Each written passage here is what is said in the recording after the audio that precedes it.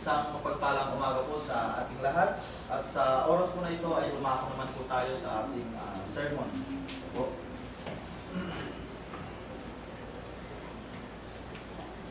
Ayan. Marahil, no, may mga pagkakataon po na kagaya nito, tuwing unang araw ng Sanlinggo na naririto tayo na uma-attend ng banal na pagsamba natin, pagbigay ng papuri sa Diyos, sa pamamagitan ng awit at pakikinig ng mga salita. Pero lumalabas po tayo minsan, after ng pananambahan, na we might feel empty. No? May mga pagkakataon na ganun, na hindi natin naramdaman kung pumasok ba yung Spirit sa atin, nakapagsamba ba tayo ng maayos, sapagkat meron tayong iba't ibang iniisip o pinoconsider. Kaya po yung aking sermon sa umagang ito na inihanda para sa atin ay patungkol po sa pagsamba na kalugod-lugod sa Diyos. Worship that is pleasing to God. Paano nga ba tayo dapat sumamba sa harap ng ating Panginoong Jesus, no, na tayo ay nagiging karapat-dapat sa kanyang harapan, nagaganap natin yung mga bagay na inaasahan niya para sa atin. Ano po? Sapagkat sa ibang bagay, napapansin natin na nagkakaroon tayo ng interest. No? Why not sa ating Panginoon, ibigay natin yung interest na yon.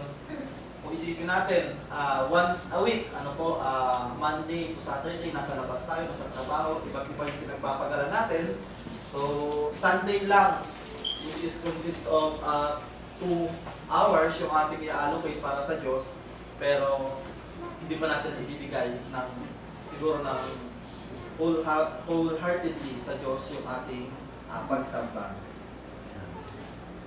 Ayon sa 1 Chronicles chapter 16 verses 24 to 25, ipapahayag sa mga bansa ang kanyang kaluwalhatian, sabihin sa mga tao gawa niyang makapangyarihan, si Yahweh ay dakila at karapat-dapat papurihan. Siya ay higit sa mga Diyos ng buong sanlibutan. At kung matatandaan po natin yung sinabi sa Matthew chapter 28 verses 19, ang sabi doon sa mga alagad, magsihayo kayo na inyong ipangalat yung salita ng Diyos sa iba't ibang bansa na sila'y mabautismo at sa pamamagitan ng katotohanan. So ito po yung kumbaga primary na responsibility, hindi lang katulad naming mga nangangaral ng salita ng Diyos, ngunit yung lahat po sa atin, ito po ay tungkulin nating lahat. Na yung Word of God ay ma-share po natin, maibahagi natin sa iba. Lalo dun sa mga hindi pa tuluyang nakakarinig o dun sa mga taong nakakarinig man pero hindi natin nakikita na naisapapamuhay yung salita ng Diyos. Ayan, magpatuloy po tayo. Ayan, declare His glory among the heathen, His marvelous works among all nations. For great is the Lord and greatly to be praised. He also is to be feared above all gods. Kung mapapansin po natin dyan, ang sabi dyan, declare His glory among the heathen. Ayan, itong word po kasi na ito,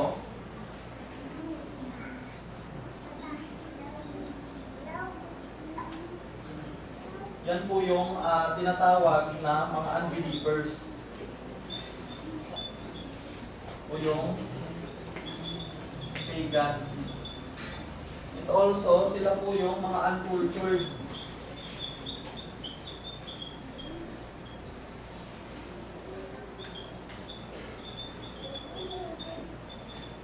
Yung tinatawag ng mga barbarian. Ibig sabihin po niyan, nakakarinig ng salita ng Diyos, pero hindi ginaganap. Kumbaga, nakakarinig ng salita ng Diyos, hindi sinasabuhay. And of course, yung mga uncultured or barbarians, tinatawag na hindi pa naaabot ng salita ng Diyos. Sabihin natin yung mga nasa liblib na puok na hindi naabot ng salita ng Diyos, yung mga tribo na hindi naabot ng katotohanan. Ano po ang sabi dyan? Ipangalat natin yung salita na yun. Kaya napaka-importante po sa lahat ng sharing the Word of God. Yung pag-share naman po, anytime, anywhere, may mga social media tayo. Why not gamitin po natin dun sa pag-share ng salita ng Diyos. Ayan. Yung pagpupuri naman po at pagpapasalamat which is yung sinasabi natin na dapat kalugod-lugod sa Diyos. Hindi naman to nangailangan na dapat palagi kang may kasama. Ayan, kaya po natin gawin yan mag-isa. Yung pananalangin, yung pagbabasa ng Biblia. Ang sabi diyan sa Psalms chapter 106 verse 1, Praise ye the Lord, O give thanks unto the Lord, for He is good, for His mercy endures forever.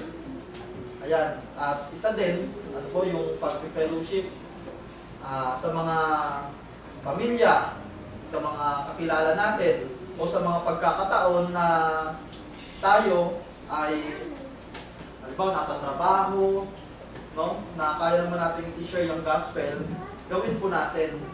Ayan, at sabi nga ng Matthew chapter 18, For where 2 or 3 are gathered together in my name, there am I in the midst of them.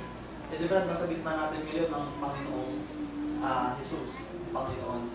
Opo, definitely, nasa gitna po natin. Kasi yun po sinasabi sa aklat ng 18 verse 20, sa 2 o 3 nagkakatipon ay nasa kalagitnaan ninyo ako. Pero tinitingnan tayo isa-isa ng Diyos. Itong tao ba na ito, itong anak ko ba na ito is binibigay yung sarili niya sa akin sa pagkakataon na ito. Baka yung isip niya lumilipad kung saan-saan. Ayan, baka lumilipad sa mga isipin, sa bill, sa bayarin. Baka lumilipad yung isip sa mga kung saan gagamitin yung 13-month pay. Ano po? Baka ganun yung iniisip. O kaya nandyan, nakaupo, nakakarinig tayo ng Word of God, pero hindi tuluyang tinatanggap ng ating isip at puso kasi nga merong iba't ibang kumabagabag sa atin. Pero ang nais ng Panginoon ay isang tabi natin, kumbaga temporarily, yung mga ganong bagay.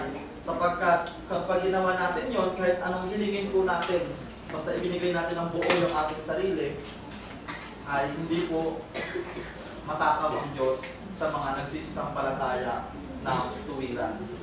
Ang tunay na pagsamba sa Diyos at kalugod-lugod sa Kanyang harapan ay makikita sa ating pang-araw-araw na pamumuhay, yung application. Hindi po yung puro lang salita, yung puro lang tayo pakikinig ng salita ng Diyos, pero sa pang-araw-araw nating pamumuhay, hindi siya nag-show out. Halimbawa po, sa aming mga nangangaral kami ng salita ng Diyos, pero nakikita ng ilang, halimbawa, matagpuan ng ilang kapatiran na, ay di ba yung tinuturo nila, ganito ba't taliwas yung kanilang nagawa, nahuli kami ng ganon. O kapitisuran po tayo, ganon din po sa atin na mga umaattend at umaganap ng gawain. Ayan. At ganapin ito hindi bilang obligasyon lamang, kundi bukal sa puso ang paggawa. Dahil tayo ay sumusunod sa kanyang mga utos bilang papuri at pagpapasalamat sa kanya. Baka po kasi minsan iniisip natin, nakasamba naman ako ng linggo, okay na yun. Nakita ko ng mga brothers and sisters. So hindi po ito isang obligasyon lamang sa natin dito sa simbahan, bagkos sa ating sarili, na gawin natin ng buong puso para dun sa Savior, sa eternal life na inaasahan natin lahat. Ayan sa Romans 12 verse 1. Kaya nga, mga kapatid, alang-alang sa masaganang habag ng Diyos sa atin, ako'y nakikiusap sa inyo na ialay ninyo ang inyong sarili bilang isang handog na buhay, banal at kalugod-lugod sa Diyos. Ito ang dapat na pagsamba sa Diyos. Isang haing buhay. Kaso nakita tayo ng Diyos, isang haing tulog pala na nakikinig ng salita ng Diyos. Ano po? So sa ibang bagay, nakikita natin na alive tayo gawin yung ibang bagay. Halimbawa, nasa pasyalan tayo, binibigay natin yung interest natin, yung buong puso natin, na-i-enjoy.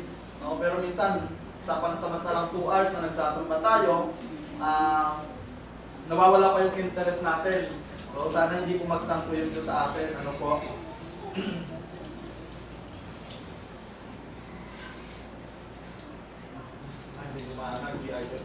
Ayan, minsan sa loob ng pananambahan, nakakatulog tayo, minsan 2 hours na nga lang, ina-allocate pa natin sa paggamit ng cellphones or yung sa mga isipin, which is dapat isinasantabi nga po natin ito at ibigay natin yung ating puso at isip sa Diyos, no, yung oras po na yon.